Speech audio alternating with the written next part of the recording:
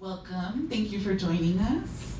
I want to thank everybody for being here today. For those of you who don't know me, my name is Sandra Ruiz. I am a lecturer in the Department of Chicana Chicano Studies. And for this quarter, I'm also lecturing in the Department of Spanish and Portuguese. Before we begin today's wonderful event, I would like to thank the following departments and centers that have granted us their support. The UCLA Department of Spanish and Portuguese's lectures and symposia, specifically Chair Randall Johnson and Dr. Veronica Cortines, as well as Adriana Rosales, who has been helping us behind the scenes. The Cesar E. Chavez Department of Chicana Chicano Studies and the support of Chair Abel Valenzuela. The Chicano Studies Research Center, Director Chon Noriega, Rebecca Epstein, and the CSRC's in-house librarian, Lisette Guerra, and her wonderful staff also, who have set up today's space and outdoor reception. I would also like to thank the Center for the Study of Women, the director, Rachel Lee, for her support as well. I want to also thank our wonderful, amazing authors that are sharing their time, their stories, their experiences with us here today. Patricia Valladares, Alicia Gaspar de Alba, Lucha Corpi. And last but not least, I would also like to thank personally my co-curator, Professor Hector Calderon, who planted this seed a long time ago and was so supportive in helping me develop and thinking of how we can get such an amazing panel together on this day. So thank you so much as well for co-curating and mentoring and everything else. I'm going to hand over the microphone to Professor Calderon to begin our conversation and enjoy the event. Can you hear me? Yeah. This is going to be a dialogue between the writers and then also a dialogue with you. We're going to start with the writers and general questions about first, how they got to this particular genre, how did they decide on to write novela negra in Espanol or detective fiction or in English. And then we'll go on from there. So the first would be ask each one about the form, how they got to it. And thanking them again for being here with us. These are three important, amazing writers from Mexico, different parts of Mexico. So not just the south of the border, but north of the border. We should understand que son escritoras mexicanas, ¿no? Yeah. Eso hay que enfatizar también. Y no sé cuándo se ha hecho un diálogo entre mujeres como las que tenemos, de mucho talento y de diferentes puntos de México. Me parece que eso es importante ver, ¿no? de las tres, ¿no? Entonces, les agradezco venir, ¿no? a UCLA, ¿no? Este diálogo entre ustedes, ¿no? Mi alumna, que ya no es mi alumna, es mi colega, Sandra, ¿no? Que hemos pasado por mucho, ¿no? en estos años. ¿Sí? Entonces, les agradecemos ella y yo, ¿no? por su participación. Entonces voy a empezar con our guest, ¿no? que viene de México, y pedirle un poco, ¿no? de regresar, ¿no? ¿Cuáles fueron los pasos? ¿Qué fue la trayectoria, ¿no? para empezar a pensar de escribir una novela negra, ¿no? Escrita por ella, con una detective que es una mujer. Y deben de saber que en México, como en otros países, ¿no? una mujer que escribe novela negra, pues son muy pocas, ¿no? Y así es que Patricia sabe que ha estado en paneles y mesas en México, ella es la única, ¿no? cuando va a esos eventos. Entonces ojalá que con las colegas será un poco diferente. Si pero somos tres mujeres ahora, está muy bien. y luego yo. Así es que le voy a pedir a Patricia que nos diga un poco de su trayectoria, que es un perfil muy interesante de cómo empezó, ¿no? Ella es profesora en la UNAM, en el campo de Iztacalaca, y es psicóloga, profesora de psicología y también clínica, ¿no? Que por muchos años, desde el 88, cuando fundó un centro ¿no? para la violencia y de género, entonces tiene más de 30 años en este campo, ¿no? de la violencia a veces pensamos que es de ahora, pero no es de ahora. Entonces, si pensamos en el 88 fue una de las primeras, ¿no?, en eso de fijarse en el tema de la violencia. Y como psicóloga, ¿no?, y con sus pacientes, todavía perdura todo ese problema, ¿no?, de la violencia contra las mujeres y contra niños y niñas, ¿no? Entonces, si nos dice un poco, ¿no?, para empezar el diálogo de cómo llegó a escribir este maravilloso libro, Tan frío como el infierno, con Dante, ¿no? Sí. Ajá, sí, por favor. Buenas tardes a todos y a todas. I'm sorry for speaking Spanish. Primero que nada quiero agradecer muchísimo a Héctor, mi querido amigo, que nos hicimos muy amigos a raíz de este libro, y a Sandra por la invitación. Y efectivamente, y platicando con Lucha en estos días, es bastante extraño que una mujer escriba novela negra en cualquier parte del mundo. Por cada 10 escritores supongo que hay 2 mujeres que hacen novela negra. Curiosamente, ¿cómo empecé? Yo desde hace muchos años, ya les contó Héctor, desde hace más de 30 años, yo soy académica de la universidad, monté un primer centro de atención a personas violadas, se llamaba originalmente, además en un lugar en los suburbios de la Ciudad de México, y muy rápidamente, en cuestión de semanas, ese centro, que era el único que había en el país, empezó a ser famoso porque no había otro lugar a donde ir. Y justamente en 1988 fue cuando Carlos Salinas se robó la primera elección de manera descaradísima, y entonces el país se empezó a cambiar, porque para lograr legitimidad entonces empezaron a abrir programas sociales a favor de las minorías, de las mujeres, de los niños, etcétera, y gracias a esa coincidencia, esa coyuntura política, se empezó a dar atención a la violencia contra las mujeres. Pero muy rápidamente vimos que no solo era contra las mujeres, sino contra los niños. Nadie hablaba de violencia familiar, por ejemplo. O sea, se pensaba, y ahí se empieza a pegar la novela negra, que las violaciones ocurrían porque alguien malvado, psicópata, estaba escondido atrás de un árbol, pasaba una mujer hermosa y entonces la asaltaba. Ese era como el cliché de la violencia, que curiosamente es el mismo cliché de la violencia de las mujeres asesinadas en Ciudad Juárez, donde el perfil es que estas mujeres que van a las maquiladoras, jóvenes de pelo largo, van a trabajar a la fábrica y entonces un maníaco sexual las asalta. Entonces es muy curioso pensar cómo en el 88 desde la universidad empezamos a investigar el tema, y lo que encontramos es que todos estos supuestos asesinos en realidad no eran asesinos seriales, sino eran las parejas amorosas de las mujeres, ¿no? Los novios, los exnovios, los amantes, etc. Entonces eso que empezamos a investigar en el 88 fue tomando forma en 1994, que empezó el asunto de los homicidios en Ciudad Juárez, y hasta la fecha.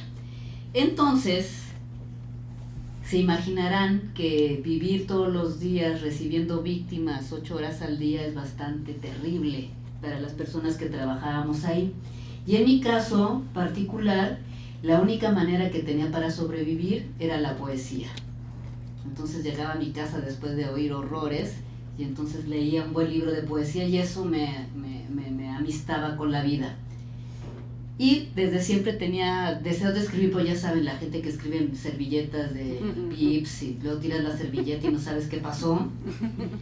Y entonces, por este asunto de la violencia, y como era algo muy nuevo, yo desde la universidad siempre me invitaban a trabajar en el gobierno, en un centro de apoyo del gobierno. Trabajé en la fiscalía, que era como dar el otro salto de pasar de la academia a trabajar directamente en la fiscalía con los policías, etcétera, etcétera. Y como funciona en México, no sé qué pasa aquí, cada vez que cambian de funcionarios, de procurador por ejemplo, entonces corren a todo el personal. Hagas bien o mal tu trabajo, te despiden. Y entonces así me despidieron como 4 veces.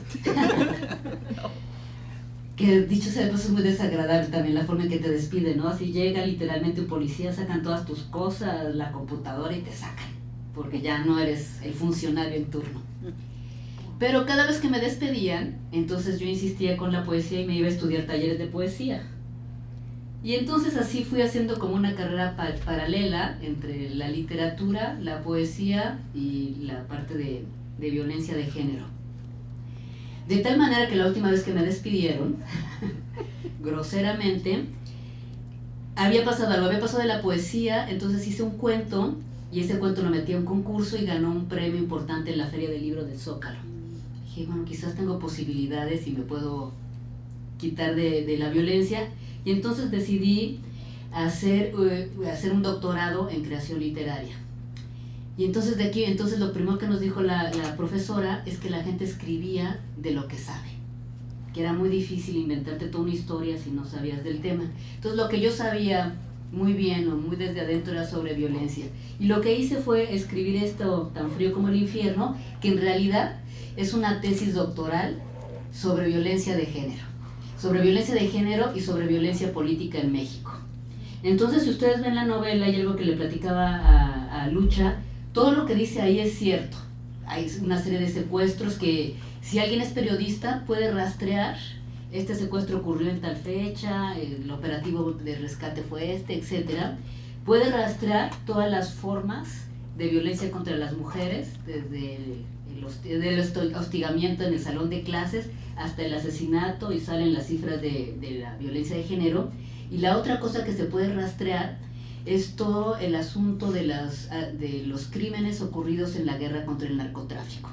Entonces, para contarles un dato terrible, cuando yo empecé a escribir la novela, iban 20,000 muertos. Cuando la terminé, iban 120,000 muertos. Y todavía no se contaban los desaparecidos. Entonces era muy curioso porque cada vez que tenía que editar, alguien me decía, no, es que ya hay más. Y hay más, y hay más, y hay más, y hay más. Y entonces parte de lo que hace la novela es tejer toda lo que es la violencia que ocurre en México, no solo la violencia contra las mujeres, sino la violencia política, estructural, y irla tejiendo en un lenguaje literario. Y entonces el otro atrevimiento que me tomé, además yo estaba en una escuela que era una escuela privada, así, de pura gente muy, muy, muy rica.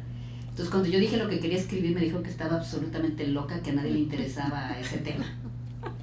Entonces dije, bueno, como si estoy loca, ¿qué creen? Además va a ser una detective, entonces más loca todavía. Y además la detective, siguiendo la tradición de la novela negra, va a ser borracha, drogadicta y se va a acostar con quien quiera. Y entonces todos los maestros estaban así como aterrorizados. Y la otra, cada página, vamos a decir qué es lo que hace el gobierno panista en ese entonces con los desaparecidos. Y entonces nadie esperaba que fuera a pasar nada interesante con la novela. Incluso mis maestros me decían que nadie la iba a publicar. Porque, por cierto, y con eso voy a dejarte, las primeras 5 hojas de la novela, ustedes sabrán que nuestro querido presidente Peña Nieto, hace unos años tenía otra esposa y curiosamente se murió. Y entonces todo un tema bastante difícil porque ya me toca, que el presidente es del Estado de México, yo siempre trabajo en el Estado de México. El día que se murió la esposa, entrevistaron al tipo, todavía no era presidente, le dijeron, ¿de qué se murió su esposa? Y él,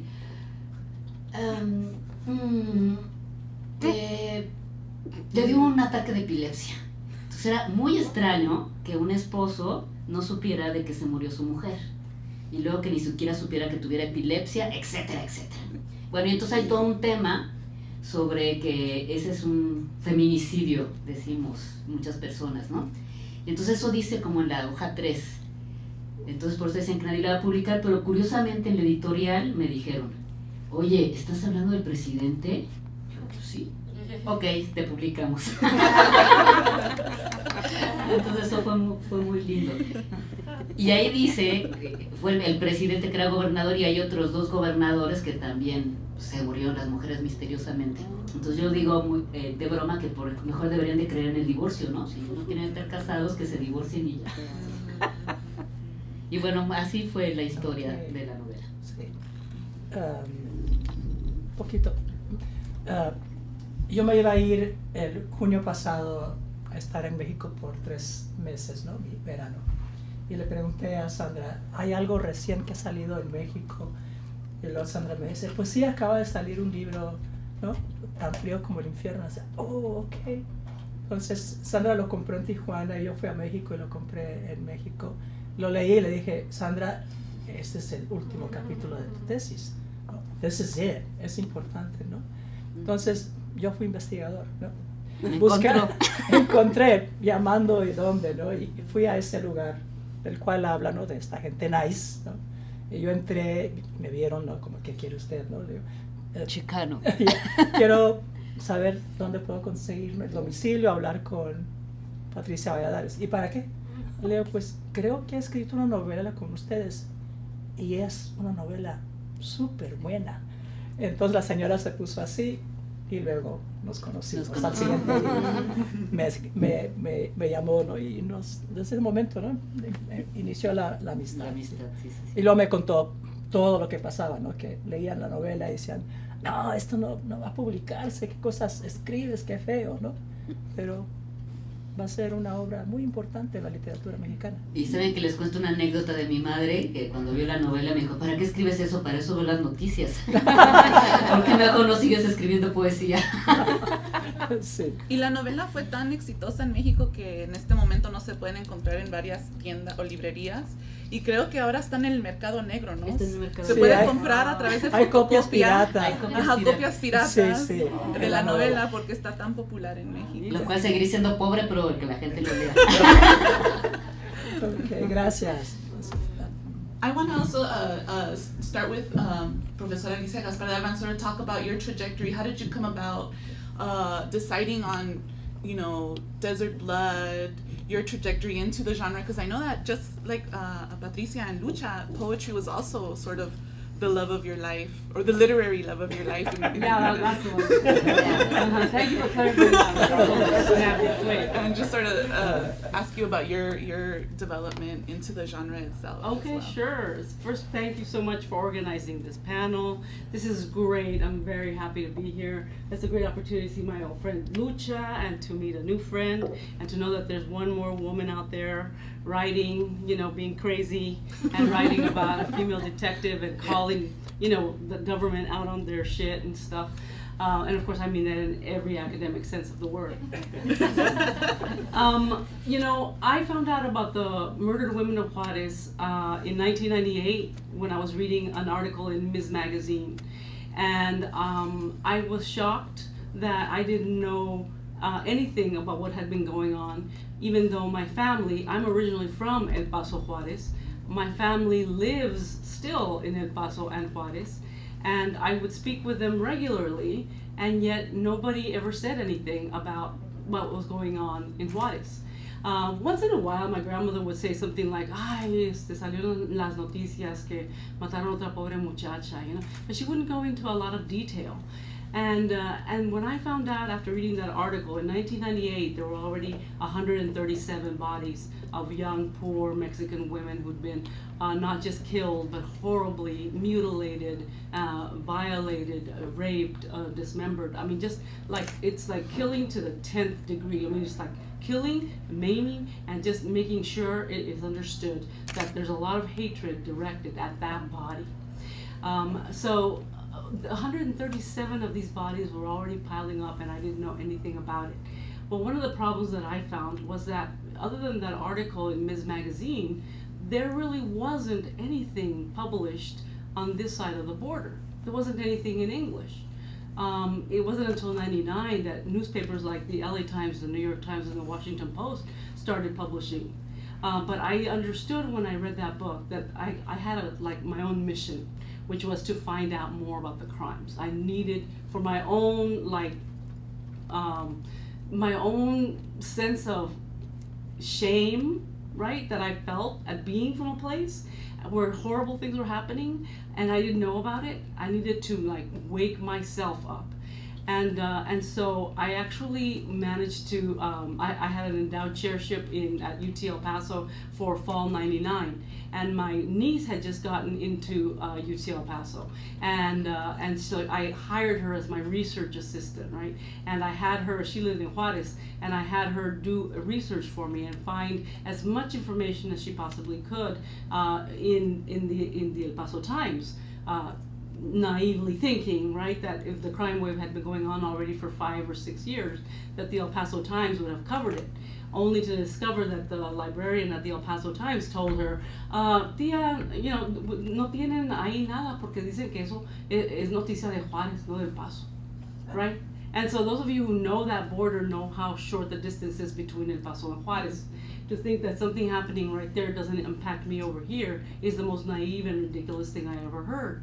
But not only did El Paso Times not cover it, the Las Cruces newspapers didn't cover it either. So then I sent her to do research in Juarez from all the Mexican newspapers. And of course, then she shows up with an archive this thick, right, of all the newspapers, in not just in Juarez, but Chihuahua, all over Mexico, who had written about all the details of the crimes. And the more I read about the details of the crimes, the more I realized what I have here is really the raw material, the raw data for either an academic book or a novel, right? And I thought, well, this is an actual mystery, and my goal is to inform the widest amount of people about what's been going on in Juarez. More people read mysteries than read academic books, right? I mean, even us academics, right? I mean, if we have our choice between this and an academic book, we're going for this any day. And so I figured, okay, I'm going to write a mystery novel, and I'm going to funnel all of these facts that I've discovered about the first 137 murders, and all the ways in which the government and the media try to cover this up. All of the ways in which the maquiladora industry and the Border Patrol are like completely unaccountable and act like it had nothing to do with them, like somehow it's just a Mexican problem and not a border problem, which to me implicates both sides. So I figured I could put all my research as well as all of my analysis and all of my, my political deconstruction into this story and hook you with the story of a borracha, crazy lesbian whose family is not real happy about her being a lesbian, but who, is out anyway, and yet she doesn't really come home that often because, she's always had issues with her mom, not being very supportive of her, and she comes back to El Paso. The book opens with her on an airplane. She's ABD. Okay, that's one thing that the ABDs in the room, right, know what I'm talking about when I say ABDs do crazy things, especially the last day or the last 2 weeks before you have to finish your dissertation, or else you lose your job, right? She and her partner want to adopt. And so she has been saying, I don't want to adopt. But then she hears this little boy in a bookstore, a little voice that says, Dad, you're not with me here in the children's section. I'm starting to feel kind of lonely. And that voice then ignites her own thing, her I don't know what you would call it for a butch lesbian, right? You can't really call it the biological clock or whatever you call it. Anyway, she wants to have a family now. And so her cousin, Jimena, works as a social worker in El Paso, and she hooks her up with a maquiladora worker who is pregnant and who wants to put her baby up for adoption. So when she's on the airplane at the opening of the novel, she happens to be reading the same Ms. magazine that I was reading that opened my eyes, because she also doesn't know. I gave her a lot of those qualities that I had so that the reader could be discovering the situation at the same time that Yvonne is discovering it. And that way, we're all learning and uncovering together what's going on with, her own hometown. So only to discover when she gets there that that Cecilia, the biological mother, has been killed and the baby has been cut out of her womb. So in a sense, she's also the mother of a victim of the feminicides or the femicides.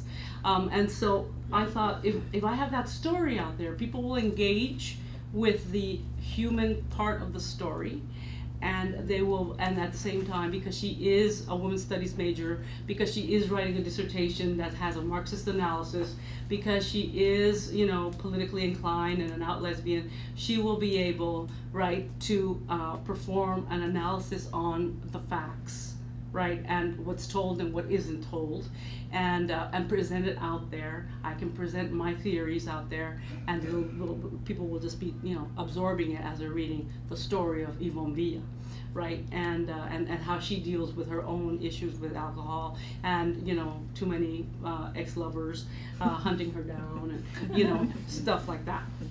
So I really was conscious of wanting to use the genre of the mystery to raise consciousness about the femicides, and use the genre of the mystery for social justice, to affect some kind of social justice. And that was really a strong motivation for me. Thank you. Lucha, could you also talk to us a little bit about how you, who traditionally came from a poetry background, also started to write mystery fiction? You are the first Chicana feminist writer to go into an all-boys club and, introduce a female voice to this genre. Es porque soy desvergonzada, ¿no? And somebody says don't do it. I say, well, yeah, why not? There we go. The novel really that, well, I didn't read a lot of mysteries before I started writing. No, I shouldn't say that. I didn't read a lot of mysteries as a child, mostly because I was growing up first in a very small village, in the southeastern part of Veracruz, the state of Veracruz. That's where I was born and lived until I was 8 years old. Then my family moved to San Luis Potosí, and that's where I received most of my formal education. San Luis Potosí, if anybody is Central Mexico, the song is vecino de 10 estados or de 9 estados. He's smack right in the center, and he looks like a little dog, And it's a high plains city, and I was moving from a tropical, a few hundred feet over sea level, and to a high plains city that was very cold. And well, that's a different experience, but anyway. In my hometown in Veracruz, there were some things that people did. They had traditions of telling stories and other things. People would gather together in the evening. The men in el parque, which was the central, like the square, and the women on the steps of their own homes outside in the breezeways, to shoot the breeze. And so my first lesson that I remember was a talk among some of my older cousins and my aunt and my grandmother and neighbors, the women. They would get together and start talking about whatever was going on. Well, that's where I learned how to kill someone from them. How to do a good job at killing someone. Because there was a case, and by the way, I also was at the time reading a escondidas, the crime page, the newspaper. And so I was hooked into those cases where there was an intelligence behind the crime, not just guts spilling all over the road. And how we Mexicans are really very dramatic when we tell all these stories. And so I got tired of all that. I wasn't interested in reading again and again the same thing. It was kind of repetitive. I wanted something else. And of course, as soon as I read my first case where there was an intelligence behind the crime, I was hooked. And so I would read the red page, escondidas, hiding from my dad and my mom, well, especially my mom. So at any rate, but I was always, so short, and I learned to be very quiet, and I could sneak into any room. Nobody would know I was there. you know, and they would just keep on talking, right? There was this case of a woman who had attempted to poison her husband, her very abusive husband. And it was in the papers, right? And what happened to her was that she wasn't a very, very good criminal, you know. And her husband survived. And so in the end, she ends up taking care of the invalid husband for life, and that is her sentence. She's not even, you know, taken to a court of law. She's immediately. And of course, she could never attempt to kill him again because the whole town was her prison. They would all be watching, you know. Well, of course, she committed suicide. So the women in my family and their friends were outside, you know, that evening, and they were talking about this, and my grandmother said, you know something? She didn't know how to do it. You know.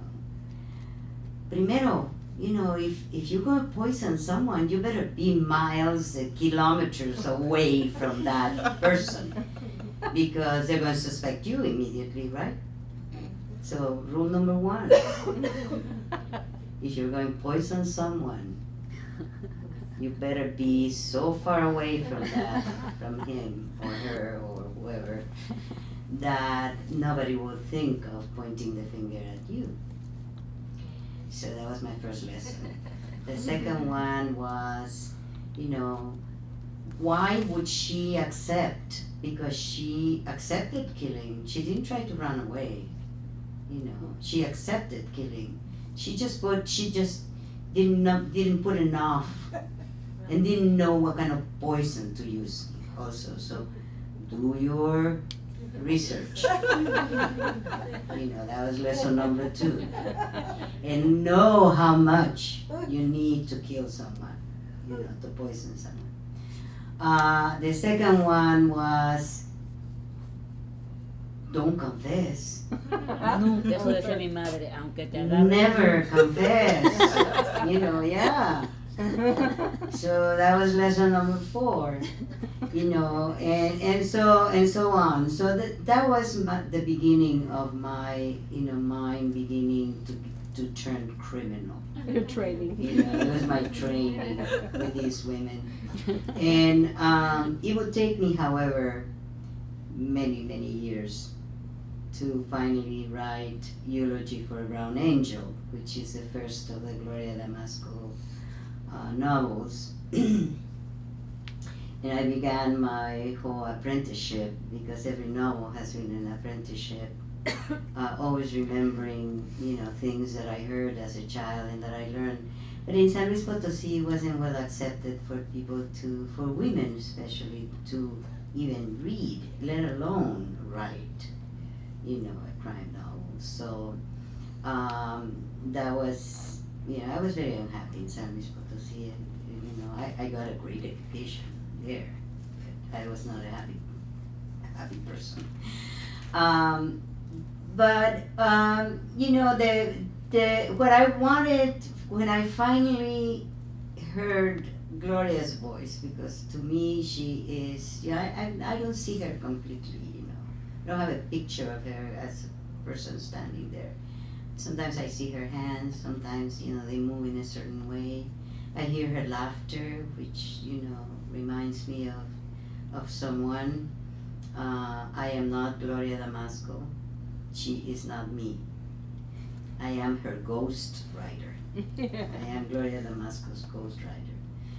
So, you know, the thing with the one that finally got me was Black Widow's Wardrobe, because it involves, of course, the case of a woman who in 1970 is abused by her husband, beat up, you know, gets pregnant, and he's trying to kill her baby, you know, and she ends up killing him. But she feels that she deserves her punishment, just like the woman in the story, you know, in the newspapers when I was a child. And so, you know, she accepts that she committed the crime. This is in the early 70s. At a time, you could not claim that your husband raped you. You know, you could not. There were very few laws to protect women in this country. You know, and so women, she just decided she to accept that she did it, and she never has a defense really, because there were no laws that could be cited to kind of, you know, for the courts, for the jury to. She is found guilty by an all-men jury, not one woman, you know.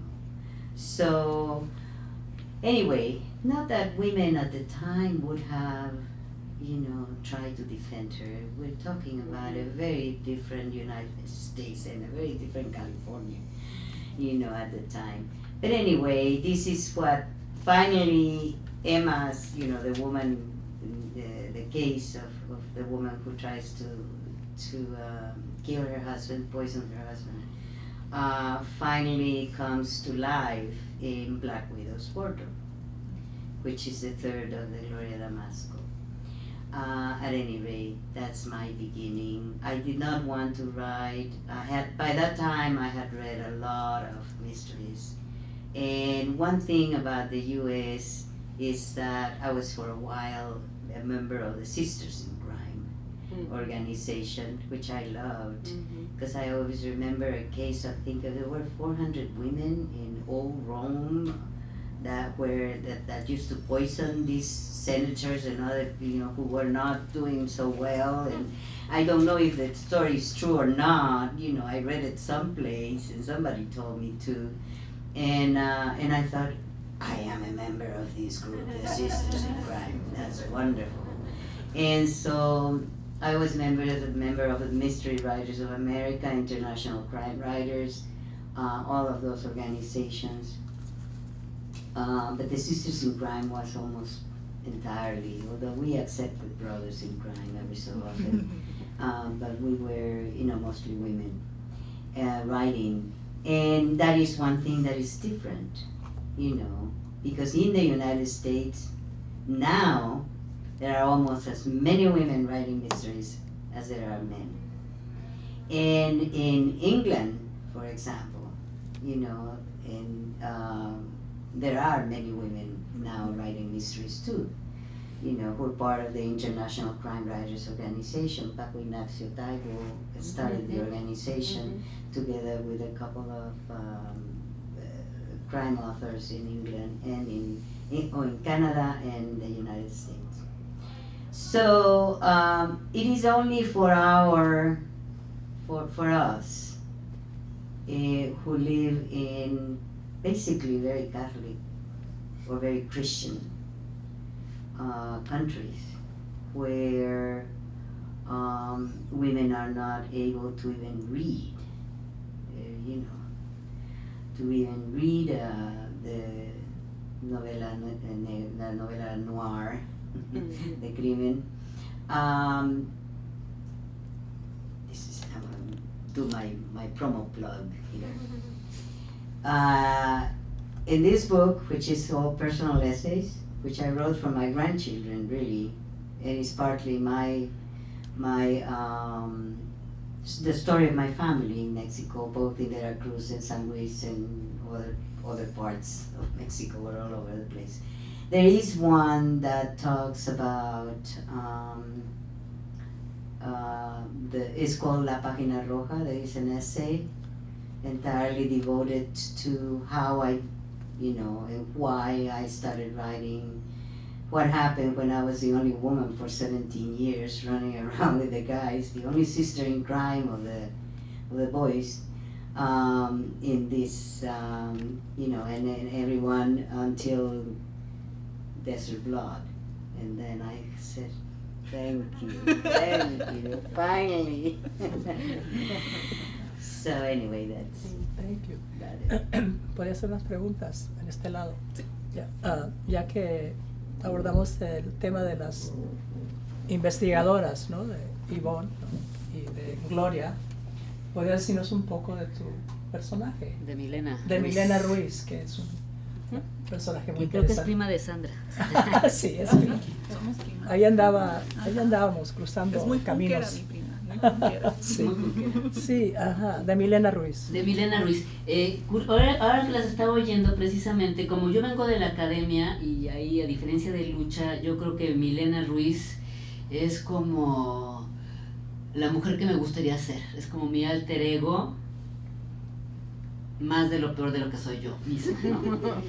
Y entonces eso me gusta mucho porque es como permitir psicológicamente meterte en un personaje y crearle una nueva vida, pero una vida que tiene que ver contigo.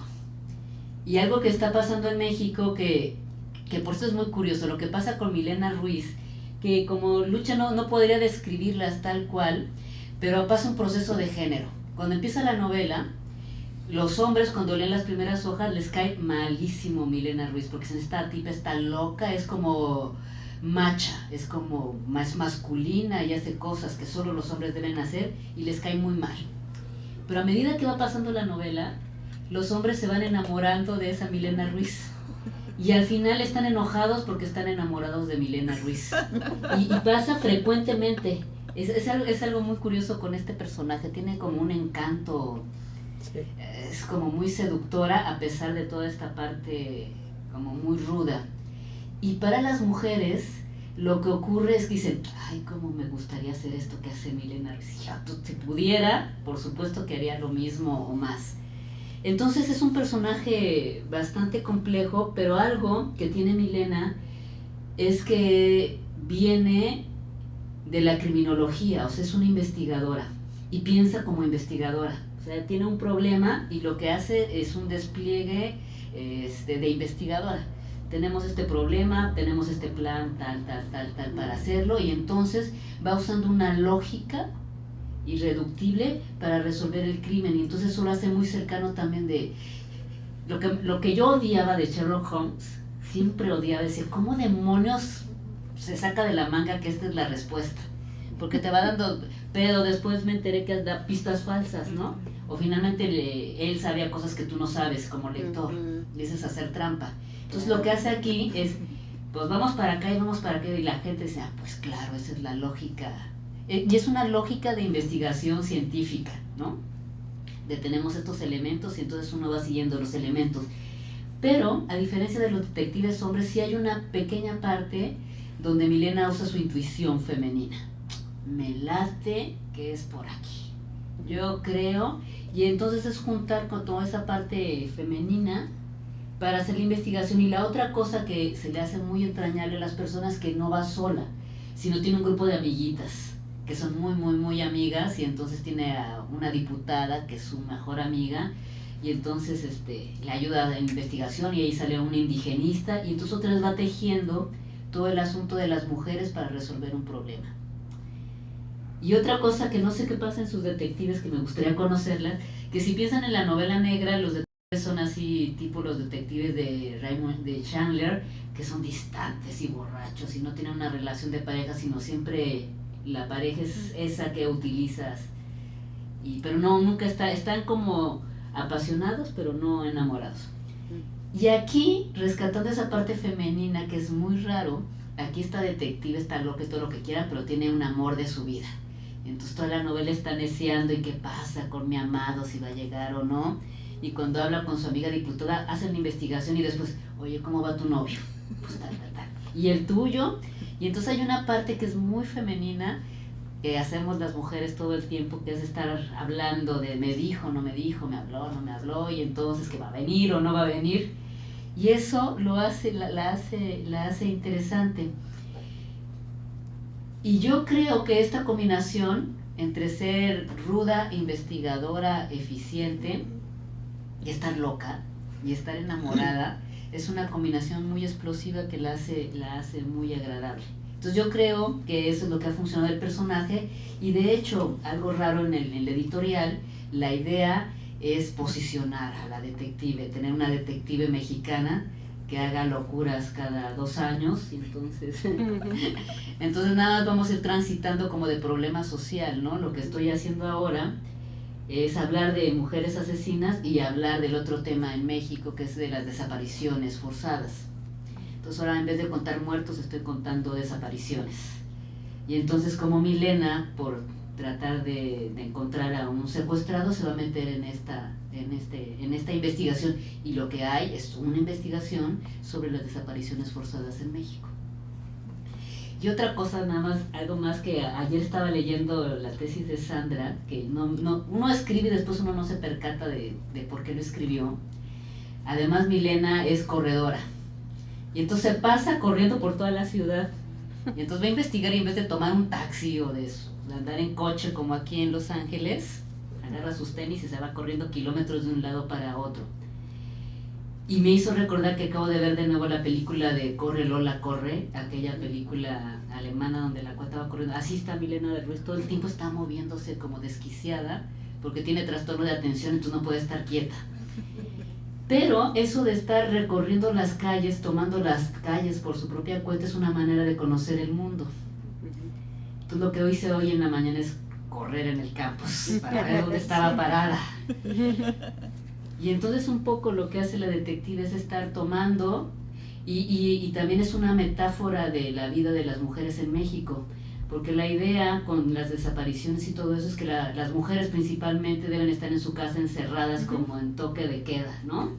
Y eso decía el gobernador de Chihuahua, por cierto, de Chihuahua. ¿Para qué? ¿Para qué? ¿Cómo los van a matar? ¿Para qué andan haciendo afuera de su casa después de las 7 de la noche? Entonces la metáfora de Milena y de sus amigas son mujeres que andan en la calle, que transitan en la calle y toman la ciudad por sí mismas. Y eso es también toda una parte contestataria que le cae muy bien a los lectores. Decir, pues sí, me parece que la estrategia tendría que ser diferente, y tendríamos que salir y tomar la calle, las ciudades, la política, etc. Yvonne Villas es un poco similar como Milena Ruiz, porque como Milena, Yvonne también transcurre, pero 2 ciudades, ¿no? Juárez y El Paso, y las conoce, y conoce las 2 ciudades muy bien. And could you talk about how this urban detective academic sort of is a border crosser, not only through her body, but also through these urban spaces and these short distances between her hometown, right, of Juárez and El Paso on the border? Well, yeah, I wanted to talk about, for those of us who are from the border is not either or. The border is both.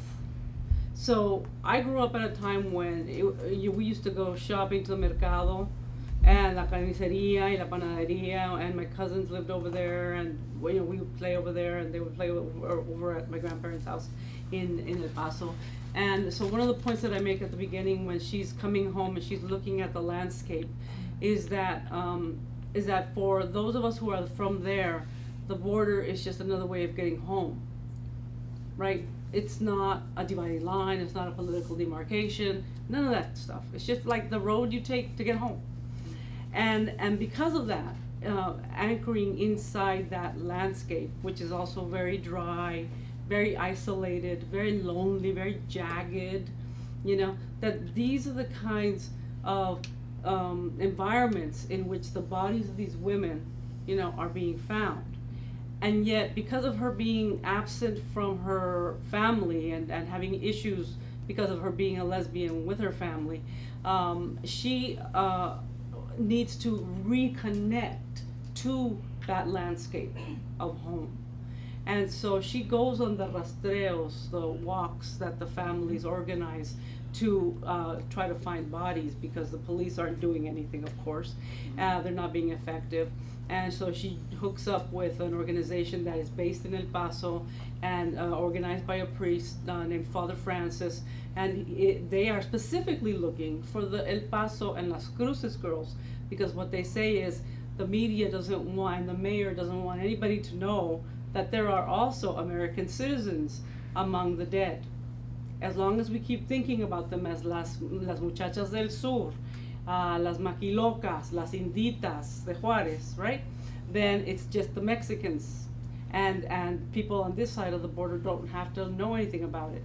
But once they find out that there are actually American citizens who are among the dead, then we're going to have to explain things to people. So they want to keep it on the down low, right? So she goes with that group to do the rastreos, and it is in that moment of walking through the different landscapes of the desert, everything from the sand to the caliche, to all the ¿cómo se llama? The tumbleweeds and all the scrub brush that sticks to your pants, and then being in this desolate landscape where you really literally you can separate from the group and you think that they're just right there, but suddenly you don't see anybody, and you experience this real disorienting moment where you feel like you're completely alone in the world, in the universe. And then if you put that into a victim and see a young woman who's been violently treated and left out in a place like that, all of that Yvonne had to reconnect to, and that was the only way for her to do it, was by walking the streets, driving the streets of Juarez, walking the desert. So that's why the desert and the streets were so important to me. I looked everywhere for a map of Juarez, because even though I had become very familiar with, the downtown Juarez and La Mariscal back in the day when I was a student there being a tour guide to my professors. La Mariscal is the red light district.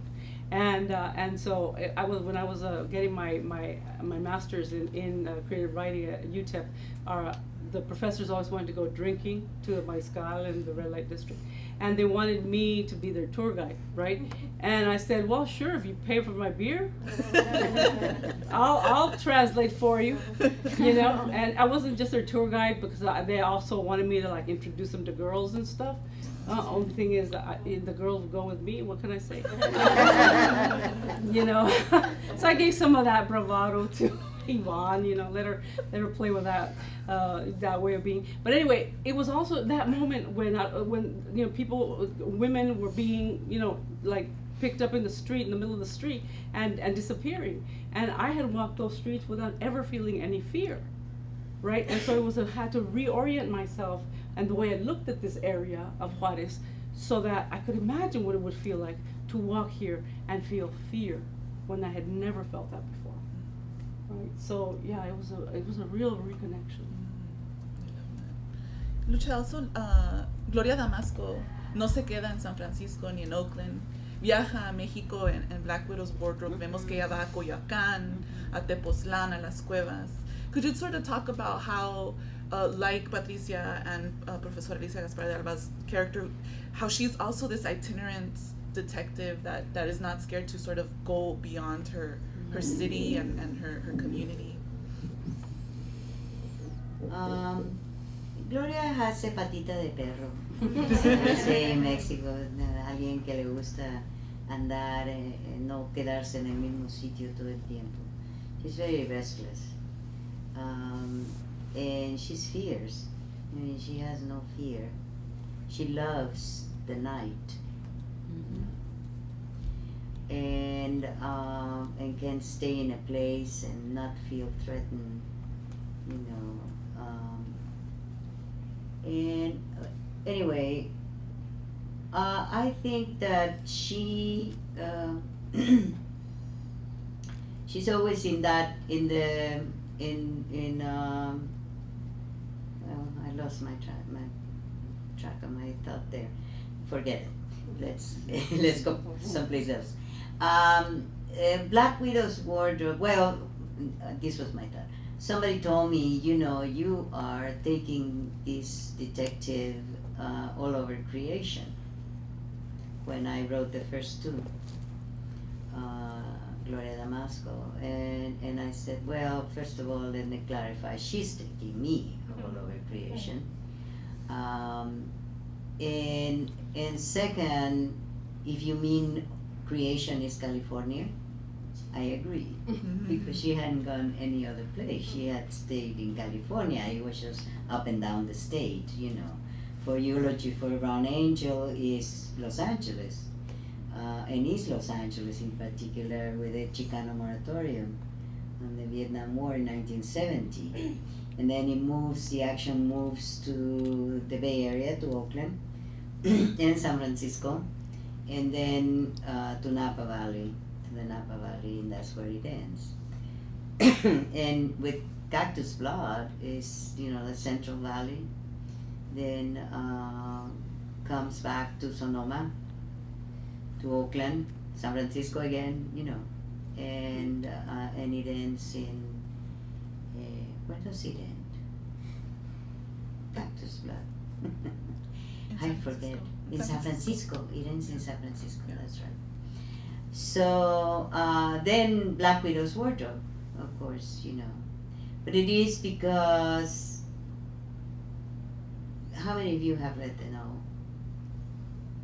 Okay, I don't want to spoil it for you if you haven't read it and you decide that one day that you want to. But the fact is that it has to do with the story of La Malinche, Malitzin Tenepal. And somehow the Black Widow in the, Lisha Lecuona, who is the Black Widow, is connected in a very special way with La Malinche. And I cannot tell you any more than that because I will spoil it for you. And Gloria is hired to protect her, but she has a very difficult client. And so she has to finally go to pursue her in Mexico, through Coyoacán, through all the way to Tepoztlan, where the novel ends. And so it is because of the client, because in a way it isn't the detective who determines what case and how it's going to be solved. It is the client. It is the person they are either trying to protect or find or protect themselves from too, or the criminal, So the detective has a very has a role that is different. It's walking the same path as a criminal, for example, a murderer, but he's walking it backwards to the beginning of it. And so that means that she has to go into all these places where the clues are, that will help her retrace the steps so that she comes in a full circle to the solving of the crime, of the case. So in this case, she goes all the way to Tepoztlan. If you want, I have some funny stories of things that happened when I do my research, physically. And I also read a lot for all of the novels. I start my research about 8 months before I sit down to write. And so, if you've read any of my novels, it's the Chicano civil rights movement, women in that kind of environment of the 60s and 70s. In this particular case of Black Widow's Wardrobe, there is even a professor that is a bad guy, and professor of anthropology. Anthropology was famous or infamous in Berkeley because they would go and study, just like history. They would go and study Mexican history. They would go and study all these sites, archaeological sites, ruins, etc., etc. Many things walked out of much of the treasure of Mexico walked out, in the hands of some of these people, and but in this case, this guy who is a professor, and he's really he's a Chicano criminal.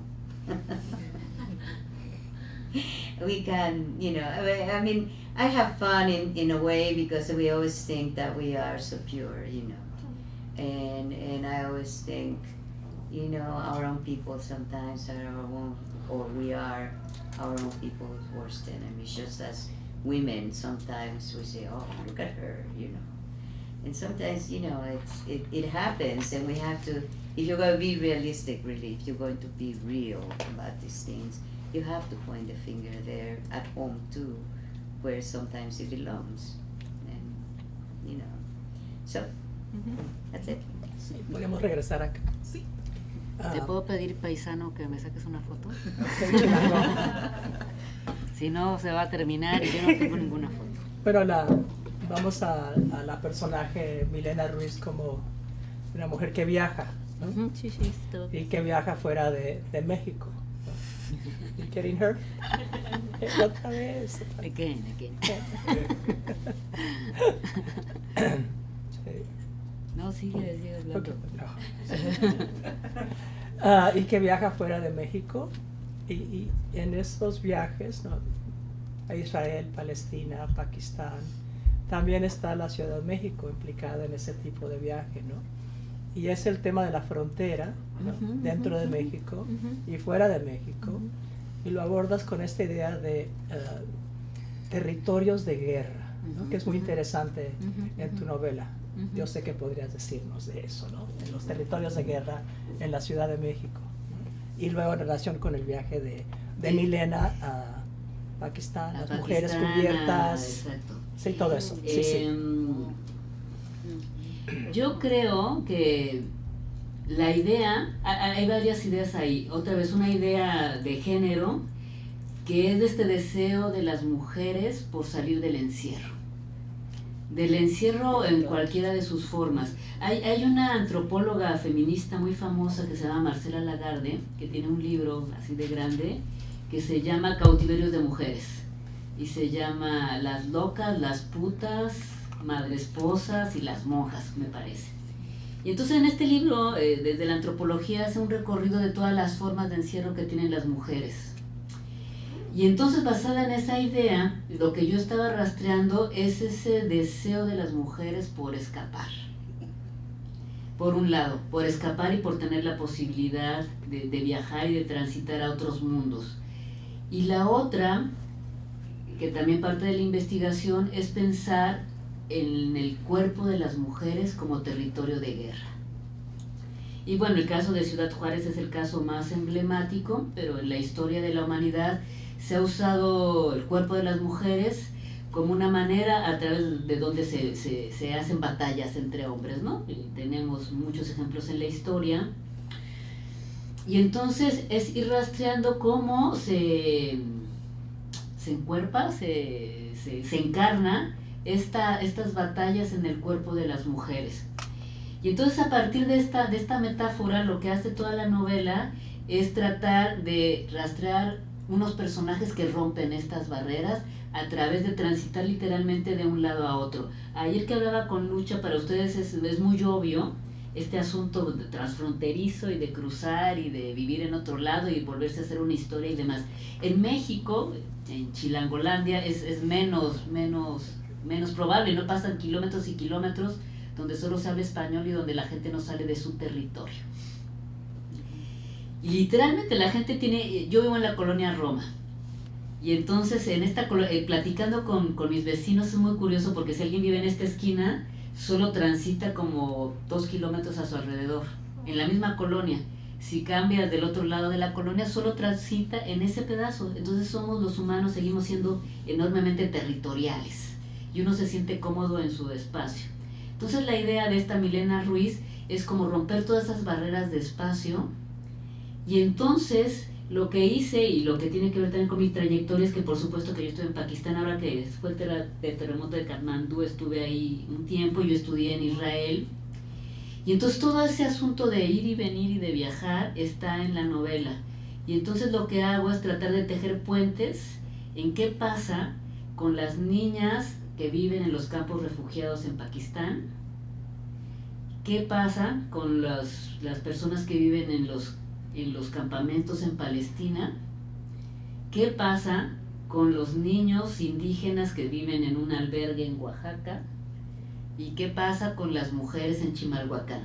Cuando estaba dando yo una entrevista a un periodista muy importante, me decía que estaba yo loca, que cómo iba a juntar todas esas cosas tan extrañas, ¿no? que tenía que ver una niña palestina con una niña indígena de Oaxaca. Y entonces la respuesta es mucho. ¿Y qué tienen que ver unas mujeres con burka en Pakistán con las mujeres de las maquiladoras estas? Y entonces la idea, y lo voy a decir muy en chilango, no sé cómo se dirá, que en donde quiera se cuecen habas. Quiere decir que la misma misoginia o el mismo este asunto de territorios de guerra ocurre en San Francisco y en Nueva York, y ocurre en Suecia, donde hay toda una tradición también de la negra, como en Chimalhuacán. O sea, el germen de la violencia, y eso es lo que rastreo ahora, el germen de la violencia está ahí esperando aflorar si hay las condiciones para que afloren. Entonces, todo el mundo diría que no es racista, por ejemplo, y sin embargo, bajo ciertas condiciones a cualquier persona le sale el racista que lleva adentro, el nazi que lleva adentro, etc. Y entonces lo que me interesa es rastrear cómo, donde quiera se cuecen habas, y tratar de descubrir cuál es el disparador que hace que una persona decente de repente se convierta en un asesino o en una asesina. Y entonces, como lo hace Milena, es andar de un lado a otro y estar viendo qué es lo que ocurre y tratar de hacer estos links entre estas diversas comunidades. Y ahora que dije links, y por eso de la foto, la otra cosa que tiene Milena es que es una obsesiva compulsiva de la tecnología. Y entonces este asunto tecnológico, y estaba leyendo todo lo que tiene que ver con el ciberactivismo, es como a través de las redes sociales ahora nos podemos enterar qué es lo que pasa ahí, y entonces nos sumamos a una campaña y a otra, y entonces otra vez volvemos a encontrar lo que nos hace humanos, que es hacemos las mismas pendejadas aquí y allá. Entonces, y además las volvemos a hacer una y otra vez. Y entonces la historia, al menos a mí lo que me interesa es rastrear el por qué hace la gente lo que hace, para entonces plantear alguna alternativa de solución, o por lo menos que los buenos ganen en las novelas. Sí. ¿Tu novela aparece en inglés? Yes. No. Yeah. Yes. Right, okay. Y aparece en inglés algo como lo usamos nosotros en español y inglés. En Spanglish. En Spanglish, ¿no? El porqué del inglés, bueno, tiene que parte con la novela, ¿no? Y lo otro es que te han dicho, ¿por qué inglés en una novela mexicana, no? Sí, eso también te han dicho, ¿no? Eso ha sido un grave problema. Paco Ignacio Taibo, que ustedes conocerán, que es así el papá de la novela negra en México, además es un tipo súper simpático, súper solidario, que por cierto, ¿saben cómo publiqué esta novela? Yo no conocía a Paco Ignacio Taibo. ¿Por qué publiqué esta novela? Porque yo ya había metido esta novela a varios concursos, no había ganado nada, incluso me metí a un concurso que era novela para primer novela para mujeres en un estado. Dije, bueno, ese lo tengo que ganar al menos, ¿no? Nada, no gané nada. Entonces estaba yo bastante desesperada, dispuesta a tirarla a la basura. Entonces un amigo me dijo, no es cierto, yo le dije a un amigo que quería conocer a Paco Ignacio Taibo para ver si... Y Paco Ignacio Taibo tiene una editorial así media clandestina, así de súper izquierdosa. Dije, pues aunque sea en esa. Total, que voy a ver a Paco Ignacio Taibo a una feria del libro, y el tipo es súper famoso, así como un pop star de la literatura, si había 300 gentes esperando para verlo. Entonces yo llego ingenuamente con mi engargolado. ¿Qué crees, Paco? Tengo un amigo que es amigo tuyo, que tengo esta novela. Y el tipo, muy generoso, me dice, bueno, espérame a que termine de firmar autógrafos, lo cual le llevo como 1 hora, y después tengo una entrevista de radio, pero espérame. ¿Qué, pues ya vas? No, ya me iba a ir, y entonces me dice una persona, dijo que te esperaras, pues espérate. Y entonces lo acompañé a toda su gira, y entonces me lo encontré, le dije, ¿sabes que yo tengo una novela que es de una mujer, bla, bla, bla, bla, bla? Le dije, ¿tú crees que me puedes dar alguna asesoría? Yo bien humilde, ¿dónde la puedo publicar? Me dice, sí, ve a Planeta. Planeta es Planeta, ¿no? Y vas a hablar con la editora que se llama fulanita de tal, y dices que vas de mi parte. Yo sí, ¿en serio?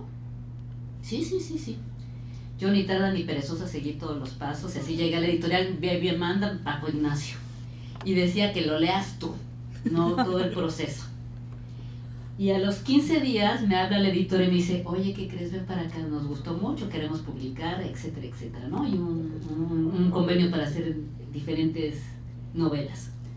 Excelente. Entonces yo le hablé a Paco Ignacio para darle las gracias y el tipo súper generoso, ay, bueno, es lo que haría por cualquier escritor, no sé qué. Les cuento toda esta anécdota. Y dijo Paco Ignacio, y tuve que confesar que yo no conozco la novela. No me caíste bien y le dije que sí. Eso me dijo, tú por atrevida ahí vas y te esperaste y después le contaste la otra historia a la editora. Pero, ¿a dónde voy? Que después me lo encontré en una feria del libro y le digo, ¿qué pasó? ¿Ahora sí ya leíste la novela? Me dijo, sí me gustó, pero la verdad que tu detective me cae súper mal porque habla Spanish. La odio, pinche vieja. Y yo, ¿pero por qué? Me dice, está bien que la odie porque eso quiere decir que está encarnada. Pero me cae muy mal porque en vez de decir su departamento dice su hábitat y todo el tiempo habla Spanish, o sea, ¿qué se siente? ¿Muy gringa o qué? Y entonces esa misma idea, y todos hacen así, ay, ¿cómo es posible? En México tenemos toda una historia que tiene que ver con lo gringo y lo norteamericano, ¿no? De si hablas el idioma del opresor, etcétera, etcétera. Y entonces hay todo un asunto en contra del inglés todavía, ¿no? Todavía los chicos que estudian en las universidades privadas es mucho menos, ¿no? Pero todos los que somos de la UNAM, todavía hay todo un resabio revolucionario que pasa por no hablar inglés, ni comer hamburguesas, ni hot dogs. Y entonces y muchas personas, muchos investigadores me han dicho que odian a Milena por hablar inglés. Además habla bastante mal inglés, como yo comprenderé. Pero puede escribir y demás, y además puede, como anda de vaga por todo el mundo, puede escribir en hebreo y en árabe y cosas así, porque ese es el personaje. Y entonces para ustedes les parece muy obvio, pero fuera de California, Nueva York, no es tan obvio para los mexicanos y a los chilangos, ¿no? Tenemos todo un asunto no resuelto con el idioma.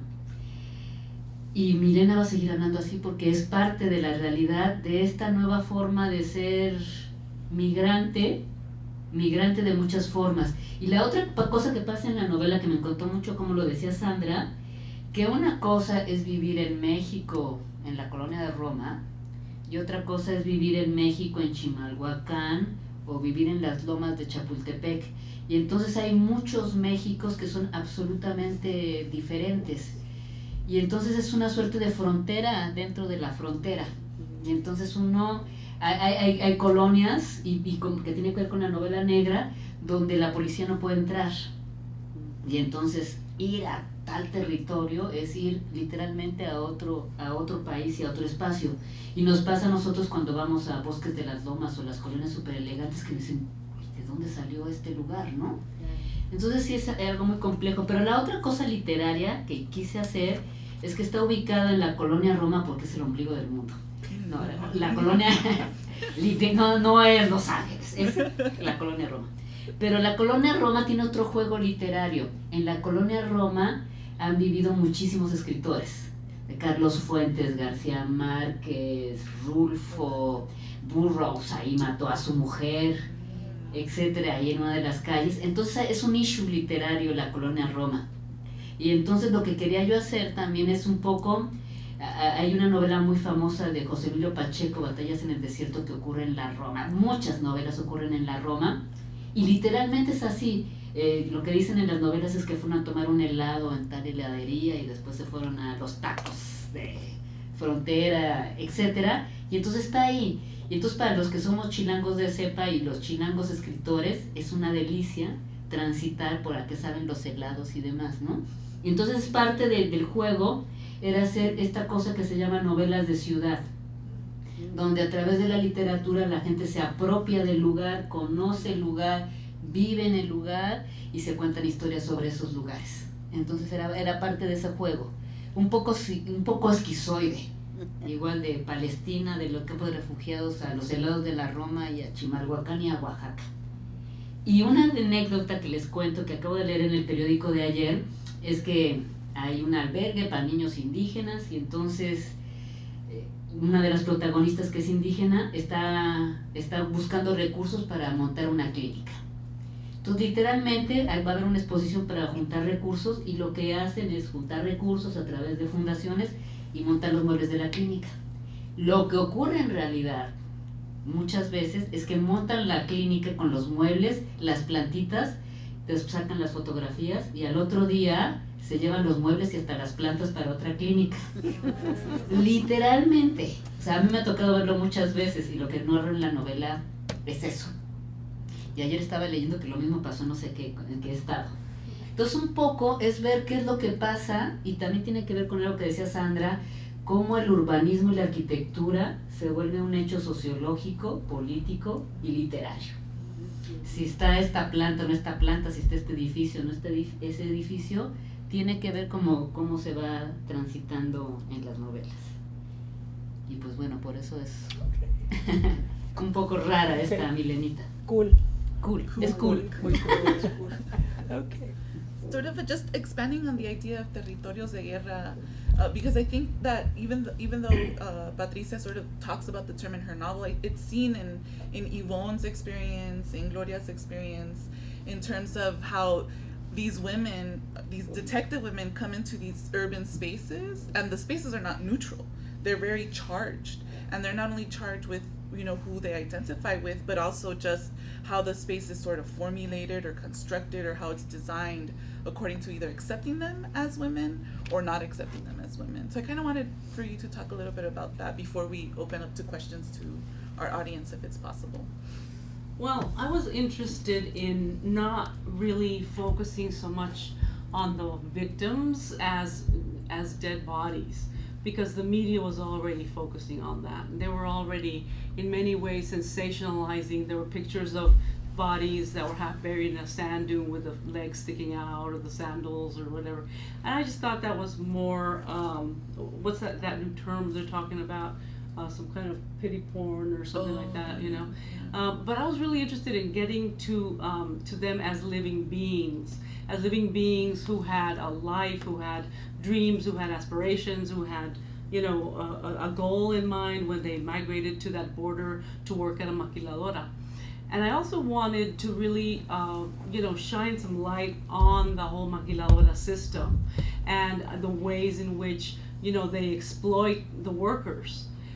Particularly the young women that they go and recruit heavily in the villages in the southern parts of Mexico, and lure them north with ideas of gold, and they have visions of gold and plenty, like they're going to be sending home huge amounts of dollars because they're told they're going to earn in dollars, but they're not told they're going to earn $5 a day for a 12-hour shift. Right? They're not going to be told that they have to work for 11 hours to be able to afford a box of diapers if they have a baby. You know, there's a lot of things that they're not told. They're not told, in fact, that the city itself is not ready for them. So they don't have places for them to live. They've come in droves. So many of them have come over all of these years that the city has no room for them. And the ones that maybe might be able to rent rooms, they can't afford because of their paltry salaries, and because they also have a mouth or two to feed. And so they have to live out in the desert and put together whatever dwelling they can with, you know, trash that they find out there, you know, tires and boards and iron and whatever it is that they find, a lot of PVC and stuff. So this is what I was really wanting to focus on, was the exploitation of all of this female labor, and the exploitation that begins when they apply for a job where they're asked to take a urine test to make sure that they're not pregnant.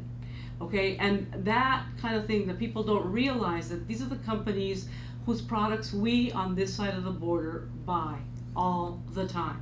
It's their computers and their televisions and their tennis shoes and the iPhones and the iPads, all of that stuff that's made in Juarez by these young women, right? Who are you know, treated so horrifically badly, and are not, for example, hired if they turn out pregnant, or they get fired if they get pregnant, right? So there's a lot of politics of the body. There's a lot of surveillance of the bodies of these women, because they have to go and report their periods to the nurse at the factory, who keeps a chart of their menstrual cycle. The company knows more about the menstrual cycle of the workers than they do, right? And that way they can tell if anything weird is going on. And of course there's always the underground market for tampons, used tampons and used Kotex pads. That's the other part that I learned, you know, how women who knew they were pregnant would actually, you know, borrow a used Kotex or whatever and show that to the nurse so that she wouldn't get fired because she needed that money, otherwise she was going to starve to death. You know, those are the stories that I wanted to put out there, because I was very interested in making sure that it was understood that a lot of this infrastructure that was created by NAFTA, okay, that was creating the conditions for these women to migrate north, was actually luring girls into, you know, ground zero of this extreme danger in a city that was extremely dangerous. And many of them are coming from rural areas where, you know, the biggest city that they know has one school in it, and you know, that's it, and maybe a post office or something, you know. So that all is part of, you know, my own political analysis and making sure that we understand that the U.S. had a lot to do and continues to have a lot to do with those you know, with those conditions in which these young women continue to be violently murdered. I'm thinking. Lucha. I really hadn't thought that much about this subject, and it's wonderful. I mean, I thought about it when I read your novel, and now that you mention, and I'm sure there is something or other, you know, in one of the novels, but, well, especially in Black Widow's Wardrobe, you know, where there is definitely, you know, Black Widow, Alicia is attacked by her husband, and who wants to get rid of the child, the pregnancy as well.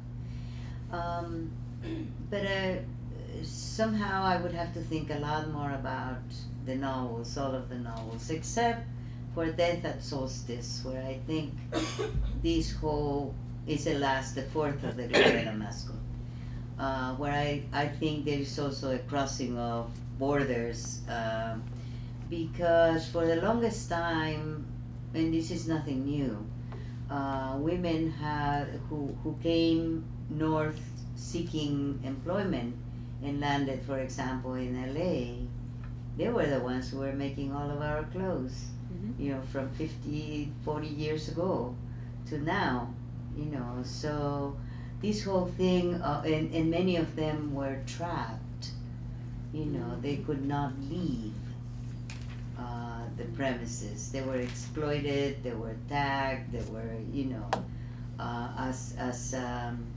in sweatshops in the garment district in LA. That hasn't changed much in the research I did for Death at Solstice, which is the last novel. And women are kept in prison, you know, to work for, except that this time it isn't just to work for gringos who are in the, you know, which is what happened in LA. The sweatshop owners were not Mexican, you know, they were Anglo or other nationalities, but ethnicity. But in Death at Solstice, things have changed to the point that Chicanos and Mexicans exploit the women this side of the border. So, and all for a good cause. They truly believe that it's all for a good cause, you know. When in fact they're kept prisoners. They're not able to have any kind of control over it. And one of them says at some point, you know, I would rather be here in these conditions. I mean, I'm paraphrasing all this. I would rather live here in these conditions than be sent again across the border, because I know, some of my friends who have been killed, and I am afraid that that is what is waiting for me. So more than that, it's a very intriguing subject which I had not looked at it, like kind of under a microscope. Some things happen kind of in a way that you don't expect. I'm always surprised at the things that come up in my novels that I have not researched nor had intended. But that's where my characters go, and I just follow. Okay, I was gonna just end with Lucha Oh, yeah. about things that happen in her novel. In the Black Widow's Wardrobe, at the end, you mentioned Raúl Salinas as part of a group of people who are related to drug trafficking and to archaeological Salinas de Gortari. objects. Yeah. And That the was book the- came out in '99, Mhm. and Raúl Salinas was in prison at that time. I mean, you know that, all Yeah, that, right? I do. That was a political statement. Yeah. Right. Well, he was in prison, but he had Had plans, I talked to people in Tepoztlan, and I talked to some, who knew what was going on, because he particularly liked that area of the Cuernavaca Valley, and he had planned before he was confronted and taken and all of that stuff. I don't remember all the details of how he was ended up in jail, except by force, at some point, or an attempt to have a trial or something, which never works in those cases. But he had been planning to open, for example, a golf course. And he had been ousting the farmers to get hold of that land so that he could have all of this beautiful, golf course where everyone from Mexico City would come. With Cuernavaca and Tepoztlan are very close to parts of Mexico City, So then all these rich people would invade, and of course the farmers, the tomato farmers particularly, were against this, and many of the other people around those towns, all of the towns in that valley, were against it, because also that meant that they could plant other things. They were not in favor of having all these, cartels basically coming and take over your town, A town like Tepoztlan where there wasn't even a gun in the whole, you had to resort to people from Mexico City or gringos who lived there to defend you, using a weapon. Because there wasn't even a chief of police. There was no police in Tepoztlan at the time I did the research. Anyway, I don't know if it has changed now, but so they didn't want all of that to come in, and so it was a blessing when this guy, was apprehended and ended up in jail and strip of some of his money anyway. But now he's free, right? He's Now free. he's free, yes. He's Well, free. yeah, everybody. They gave him back his money. Of Yes. course. Oh, Rico. nice. Yeah, they rule Mexico. We would like to open the Preguntas. floor to questions from our audience. Anyone would like to ask to any of our Don't be authors? shy. Don't be shy.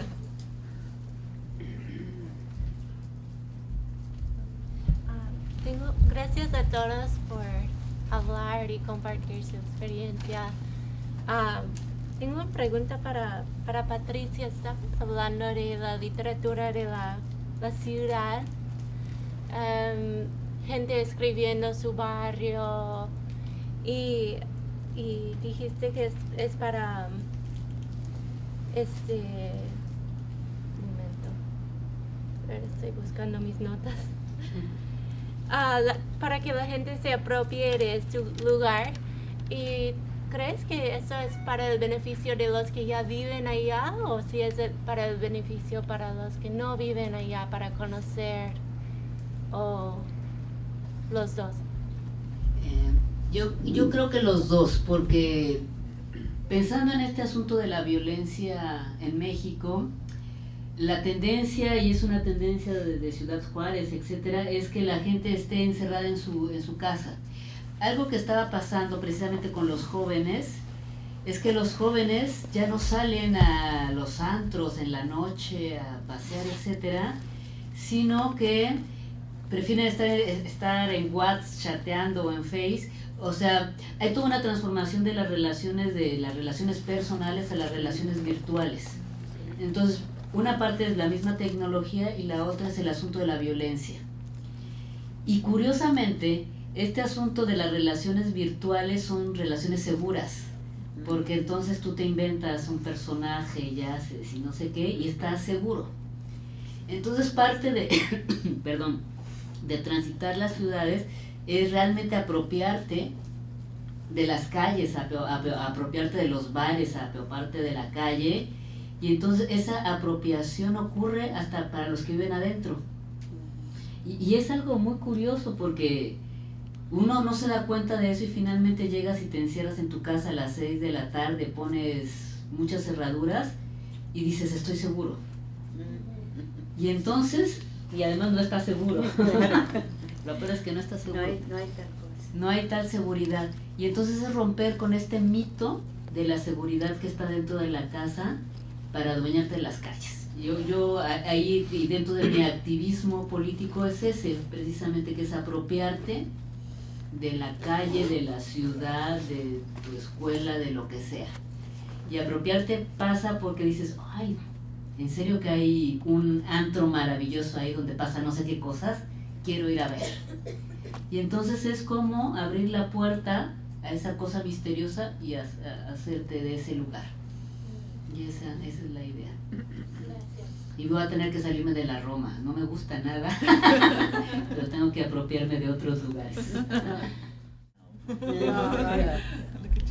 So we have to Yes, conclude, because we're going to get because kicked out. we're gonna get kicked out if we don't conclude soon. There's a reception, but we also would like to invite you to come and get your book signed. Yes. Patricia brought some books to be purchased here today, and so we sort of want to thank you for being here with us and thank our authors as well. And please continue the conversation, because even though you might not have gotten to ask your question, you can always come ask your question That's right. here. And we have a reception as well, you know, some fine foods and wine that you can sort of ask your question with. And there are books for sale in the back Oh, yeah, and books for for sale. Mhm. signing, and then Patricia has her books here.